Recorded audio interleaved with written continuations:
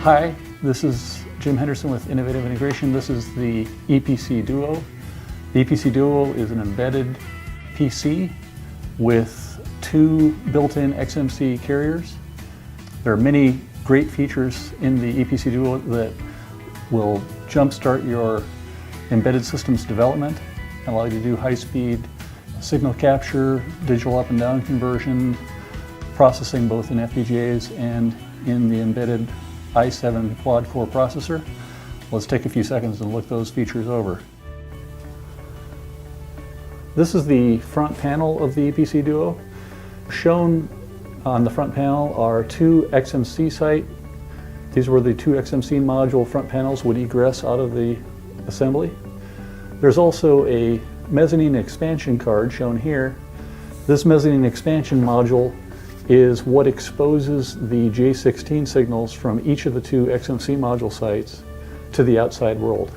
Our standard mezzanine expansion module exposes some of the digital I/O on the J16 ports so that you can synchronize digital I/O along with the analog I/O that is normally presented on the front panel of the XMC modules. Additionally, the carrier card inside the ePC-Duo features clock and triggering features. These clock and triggering PLL features are distributed to each of the two XMC modules via the carrier backplane through J16. These SMA connectors here expose the clock and trigger signals. Ordinarily, the clock and trigger signals from the carrier routed up to J16 are sufficient to synchronize capture and playback from XMC modules 0 and 1. The ePC-Duo also has 4 USB ports, USB 3. 2 of these USB ports are exposed on the ePC-Duo front panel, and 2 are exposed on the back panel. The ePC-Duo is convection cooled. You can see on the side of the assembly exhaust and intake ports.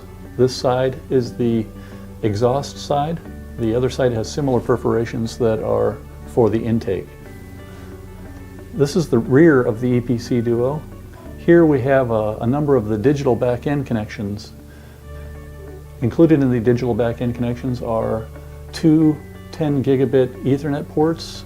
These are connected to the i7 quad-core processor. They're mapped into the PC portions of the ePC-Duo architecture and allow the use of standard Linux or a Windows Ethernet stack in communicating through these two 10 gig ports.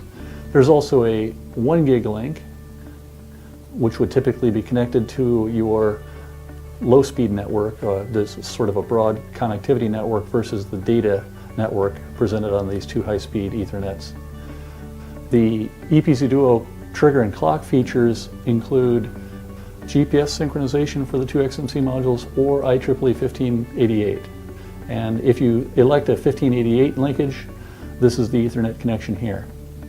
Now, each of the two J16 ports on the XMC modules installed in this system each have 8 multi-gigabit transceivers.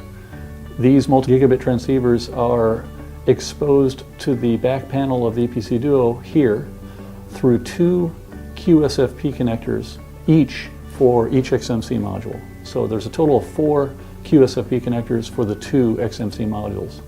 And shown here are the 2 USB ports I referred to earlier, 2 of the 4 USB 3.0 ports. Finally, on the back panel is a power input. 8 to 36 volts DC will power both XMC modules and the internal embedded PC. A novel feature of the ePC-Duo is that it's intended to be controlled with network connectivity, and one common form of network connectivity when making embedded instrumentation out of the ePC-Duo is use of a tablet. So there's a small docking station that can be added to the ePC-Duo.